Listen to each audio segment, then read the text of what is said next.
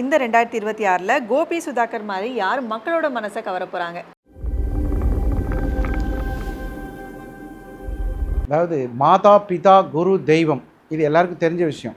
இதில் ரொம்ப முக்கியமானது ஒன்று நண்பன். ஒரு மனுஷன் முன்னேறணும்னா நண்பன் இல்லாமல் முன்னேறவே முடியாது. இது நம்ம நிறைய சினிமாவில் பார்த்துருப்போம். எத்தனையோ படங்கள் பாருங்கள், ஒரு வில்லன் அவரை பழி வாங்குறது நம்ம சினிமா படத்தில் நிறைய பார்க்குறது தான்.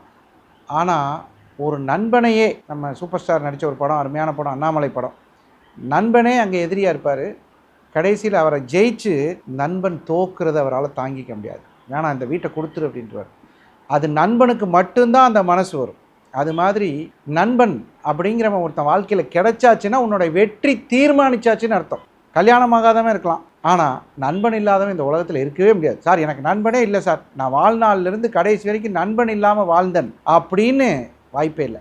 சரி சார், அந்த நண்பர்களால் மக்கள் மனதை இடம் பிடித்து, இப்போ என்னையவே எடுத்துக்கங்க, நிறைய பேருக்கு பார்த்ததில் எனக்கு நிறைய நண்பர்கள்னால தான் நல்ல நிலைமைக்கு என்னால் வர முடிஞ்சுது.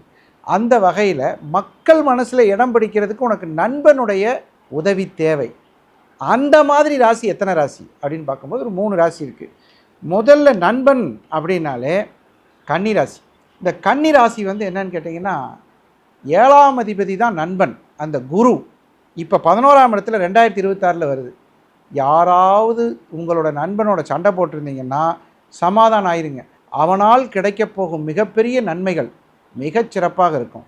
கன்னி ராசிக்கு 7 11 இருப்பான். மிகச்சிறப்பான ஒரு விஷயத்தை உங்களை உயர்ந்த இடத்தில் வச்சுருப்பான். அது உங்களுக்கு கிடைக்கிறது பெரிய புண்ணியம். அடுத்தது பாருங்கள், விருச்சக ராசி. 7ஆம் அதிபதியாக இருக்கக்கூடியவர் சுக்கிரன். அதாவது என்னோடய ஒய்ஃபோட ஃப்ரெண்டு சார், என் ஒய்ஃபுக்கு தெரிஞ்சவங்க சார், என் ஒய்ஃபோட நெய்பர் சார். கடைசியில் பார்த்தீங்கன்னா தன்னோட குழந்தைக்கு தாய்மாமனாக இருக்கக்கூடிய அளவுக்கு அவங்களுடைய நட்பாக இருக்கும். இவர் வேறு கம்யூனிட்டி, அவர் வேறு கம்யூனிட்டி. பார்த்தீங்கன்னா மனைவியின் மூலமாக வரக்கூடிய நட்பு உங்கள் வாழ்க்கையில் மிகப்பெரிய மாற்றத்தையும் ஏற்றத்தையும் கொடுக்கக்கூடிய அளவில் இந்த விருச்சிக ராசிக்கு அமையும். கைவிட்டுறாதீங்க. அடுத்தது மீன ராசி. இந்த மீன ராசிக்கு மட்டுங்க நான் யாரால் வாழ்ந்தேன்னு எந்த மீன ராசியை வேணாலும் கேட்டு பாருங்கள். நண்பன் ஒருத்தன் இல்லைன்னா, நண்பன்டா, அந்த நண்பனை கட்டி பிடிக்கிறதே அவன் அப்படி கட்டி பிடிப்பான். ராமபிரானுக்கு ஒரு நண்பர் கிடைச்சார். தசரத சக்கரவர்த்தியினுடைய மகன் ராமபிரானுக்கு ஒரு நண்பர் யாருன்னு சொல்லுங்கள்? ஹனுமான். அந்த நண்பன் கிடைச்ச உடனே ராமன் அப்படி தெம்பாயிட்டான். என்ன காரணம்னா, சீதையை கண்டுபிடிச்சலாம் கன்ஃபார்ம் அப்படிங்கிற அந்த உறுதுணை. அது மாதிரி ஒருத்தருடைய வாழ்க்கையில் எத்தனை பிரச்சனை வந்தாலும், என்ன பிரச்சனை, கடன், காதல், கல்யாணம், வாழ்க்கையில் தோல்வி, ஒரு நண்பன் மாப்பிள்ளை பார்த்துக்கலாம் மாப்பிள்ளை, நான் இருக்கேன் மாப்பிள்ளை, அவன் செய்கிறானோ செய்யலையோ அந்த வார்த்தை நம்ம வீட்டில் ஒரு நல்லதோ கெட்டதோ முதல்ல அவனுக்கு கூப்பிட்றோம் பாருங்க.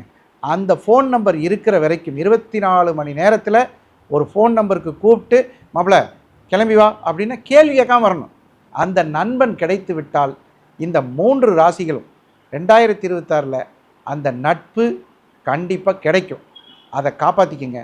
அது உங்களை வாழ்க்கை முழுவதும் மிக உயர்ந்த நிலையில் நீங்கள் இருவரும் சேர்ந்து தொழில், நம்பிக்கை, சந்தோஷம், மகிழ்ச்சி எல்லாத்தையும் இந்த 2026 கொடுக்கும். வாழ்த்துக்கள். ஸோ ரொம்பவே இன்ட்ரெஸ்டிங்காக சோஷியல் மீடியாவில் ரொம்பவே ஃபேமஸாக இருக்கக்கூடிய இன்ஃப்ளூயன்சர்ஸ் கூட கம்பேர் பண்ணி இந்த 2026ஆம் ஆண்டில் எந்தெந்த ராசிக்காரங்க இவங்க மாதிரி இருப்பாங்க அப்படின்னு சொல்லி பார்த்தோம். ஸோ தொடர்ந்து நம்ம சேனலில் சுவாரஸ்யமாக நிறைய விஷயங்கள் வரப்போகுது. ஸோ அதெல்லாம் பார்க்க நம்ம அஸ்ட்ரோ தமிழா சேனலை ஃபாலோ பண்ணிக்கோங்க.